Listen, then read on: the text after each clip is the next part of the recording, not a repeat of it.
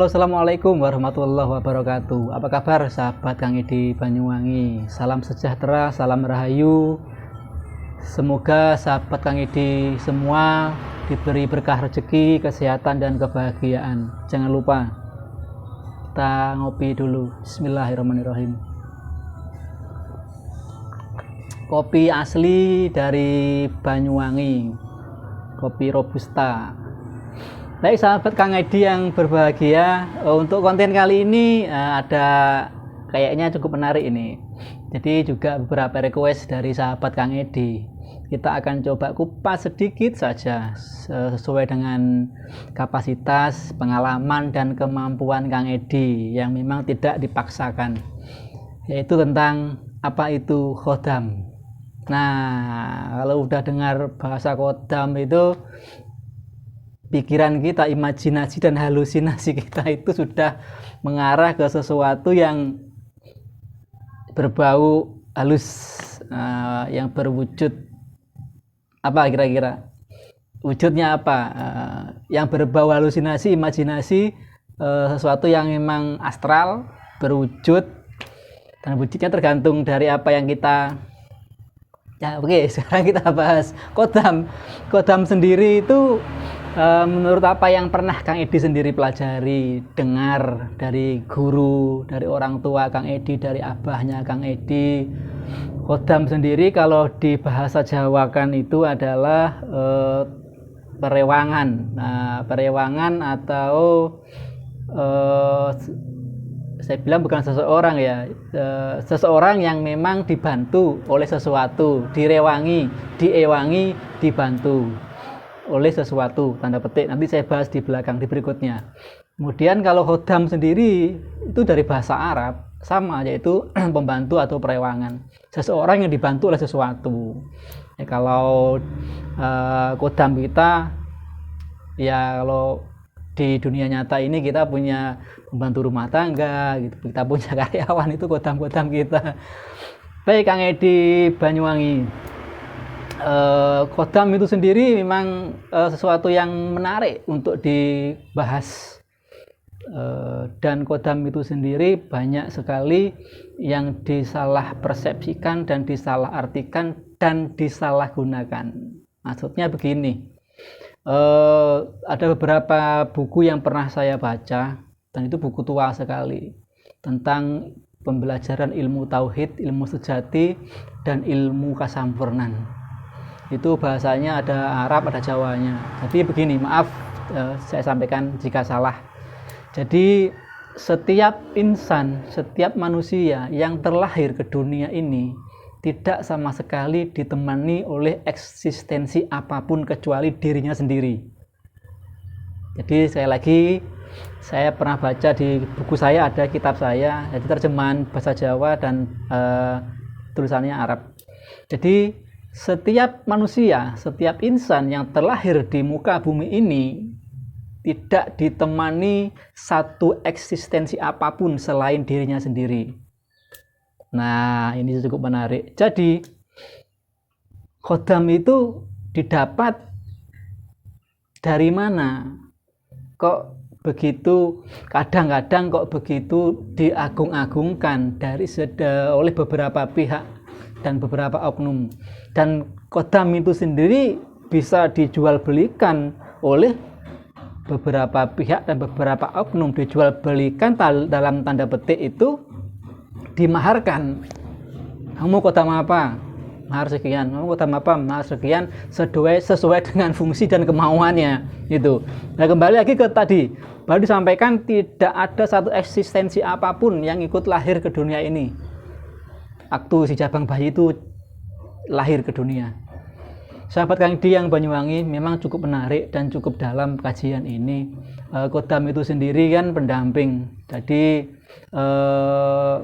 pendamping itu sendiri berarti itu didapatkan, diminta, atau memang si pendamping itu sendiri dari golongan bangsa halus, maaf ini dari golongan jin rata-rata, memang ikut diminta, atau memang bawaan gitu loh. Kalau bawaan kan dari lahir kita nggak ada eksistensi apapun yang menemani kita saat kita lahir. Berarti kodam itu didapatkan, kodam itu bisa hadir saat kita mulai menginjak balik atau kita sudah mulai menginjak dewasa. Nah, kodam itu sendiri bisa dipanggil, bisa diminta karena kita melakukan proses ritual tertentu yang biasanya untuk menghadirkan kedikdayaan, untuk menghadirkan kanuragan. Ya, jadi sekali lagi kodam itu bisa dipanggil, bisa dihadirkan dengan cara ya tadi saat kita melakukan ritual tertentu. Karena kita memang menghendaki dengan ritual tertentu, dengan bacaan tertentu, dengan doa tertentu kita bisa menggunakan doa itu untuk kanuragan dan kedikdayaan. Akhirnya yang muncul adalah kodam atau bangsa jin atau bangsa halus dari dimensi sebelah itu terpanggil dan masuk ke dalam diri kita. Yang membantu karena kita menghendaki dengan ritual atau dengan bacaan mantra-mantra tertentu. Ya, karena memang pengalaman dari Kang Edi, beberapa kali ada sahabat-sahabat Kang Edi yang pernah melakukan ritual seperti itu, kemudian dia dimasuki bangsa jin di dalam dirinya, astral di dalam dirinya, karena saya tidak menyalahkan beliau jinnya, tidak menyalahkan dari bangsa astral di dimensi sebelah itu, karena memang ada sahabat Kang Edi itu mau manggil, tapi tidak sadar kapan dia masuknya dan dari mana dia dapatnya. Nah, setelah saya tanyakan, ternyata beliau pernah ikut di Padepokan A lah ya, Padepokan A dengan ritual begini dan harus ritual di tempat sepi begini. Yang akhirnya itu dirasakan efek negatifnya itu setelah 1 tahun atau 2 tahun. Keluarganya nggak nyaman, nggak harmonis, bawaannya marah tanpa ada sebab. Akhirnya konsultasi sama Kang Edi, kemudian coba saya interaksikan, ternyata ada reaksi. Dia seperti binatang dan baunya, aroma yang keluar dari badannya itu bau busuk. Wallahu a'lam bishawab. Yang jelas kita ini kadang terlalu memusuhi bangsa sebelah dan sering menyalahkan bangsa sebelah tanpa kita introspeksi diri. Oke, kembali ke kodam tadi. Kodam itu makanya banyak kalangan sahabat-sahabat saya yang nyantri dulu juga pernah diberikan wirid-wiridan untuk memanggil kodam atau hijab-hijab tertentu. Itu juga memanggil kodam salah satunya. Kodam itu ada positif, ada negatif. Tergantung bagaimana ritual kita memanggilnya, tergantung apa cara kita untuk bagaimana keinginan kita untuk mendapatkannya.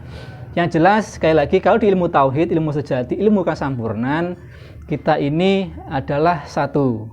Jadi sekali lagi, sejak kita lahir, tidak ada eksistensi apapun yang mendampingi diri kita. Jadi kuatkan tauhid kita, kuatkan keimanan kita, kuatan belajar kesempurnaan untuk hidup mati kita, supaya kita tidak tersesat, tidak diarahkan ke arah hal-hal yang negatif atau mengharapkan kodam-kodam tertentu. Sekali lagi, kodam itu bisa diminta dengan ritual tertentu dan puasa-puasa tertentu, dan kodam itu juga bisa dari warisan.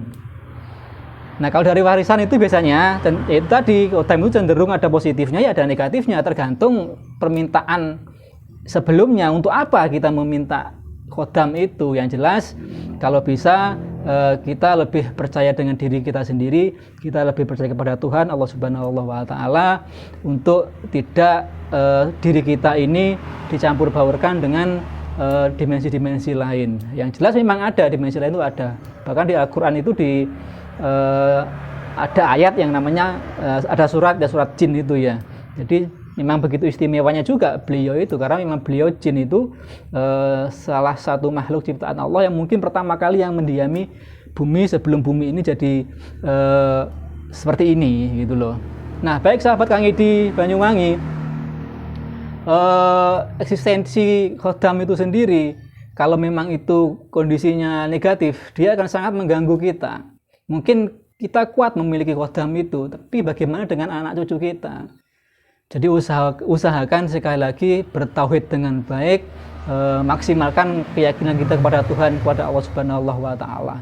Perkara seandainya memang di dimensi lain ada yang ikut dengan kita, yang penting satu, pemahaman kita tetap bertauhid kepada Tuhan, kepada Allah Subhanahu wa Ta'ala, mau ikut ya monggo silahkan. Yang jelas kita tidak boleh meminta bantuan.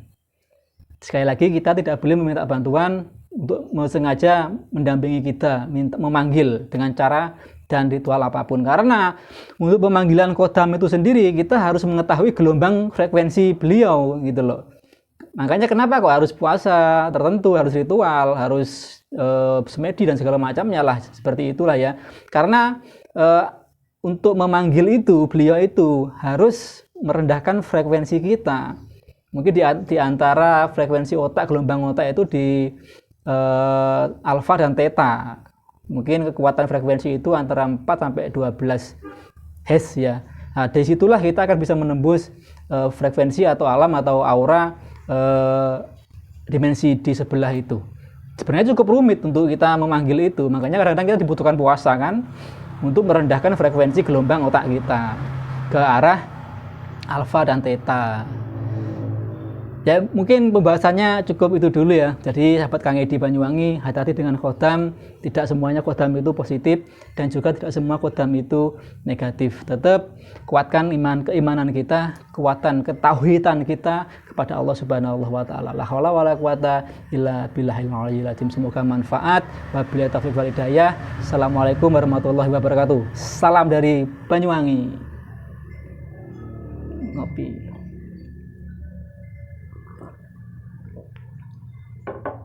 Kodam jenengan apa?